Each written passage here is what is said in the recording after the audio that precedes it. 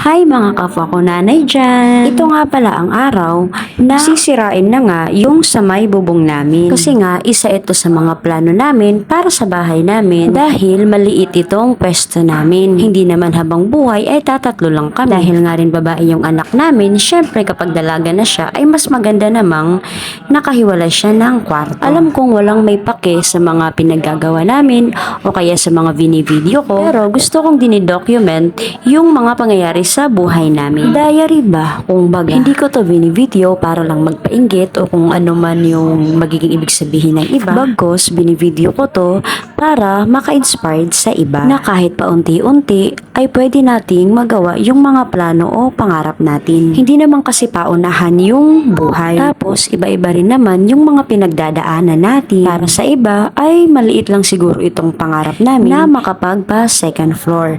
Pero para sa amin ay napakalaking achievement unlock na naman ito para sa pamilya namin. Siya nga pala, parehas kaming 27 years old ng partner ko. May isang anak na 6 years old na babae. Ang trabaho ko naman ay tindera / secretary or all around na ata. Pero kahit na all around ako ay laking pasasalamat ko dahil mababait yung mga amo ko. Online seller o reseller din ako dito sa lugar namin. Yung ka-live-in ko naman ay isang tricycle driver and nag-buy and sell din siya online ng mga manok na panabo. O diba kung tutuusin, napakasimple ng mga trabaho namin.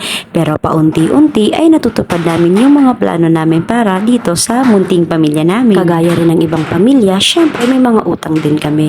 Pero ginagamit namin sa mabuting paraan. Hindi yung parang may panhanda lang o kung anong gusto lang namin o para magyabang sa ibang tao. Alam nyo bang marami yung nagmaliit sa amin noong nagsasama pa lang kami kasi daw wala kaming maaabot na mga gusto namin o pangarap sa buhay. Kasi ganito lang daw yung mga trabaho namin. Pero di kami nagpatinag sa kanila. Bagkos, tinuloy-tuloy pa namin yung pagiging masipag namin. Napakadaming pagsubok bago maabot yung mga gusto natin sa buhay. And sa mga pagsubok na yun, mas lalo kaming nag-matured at naging matatag. Mas lalo rin kaming kumapit sa Panginoon. May nangyayaring masama o maganda sa buhay namin ay di namin nakakalimutang mag-pray kay Lord. Kasi siya yung makapangyarihan sa lahat. Kaya kung feeling mo down na down ka ngayon sa buhay, o kaya feeling mo walang nararating yung pagsisipag mo ngayon, o kaya paulit-ulit na lang yung nangyayari sa buhay mo, matutulog, magtrabaho, matutulog na naman, gawin mo, magdasal ka sa Panginoon, siguradong tutulungan ka niya. Kaya kung umabot ka dito hanggang dulo sa video na to, kaya namin, syempre, kaya nyo rin. Bye!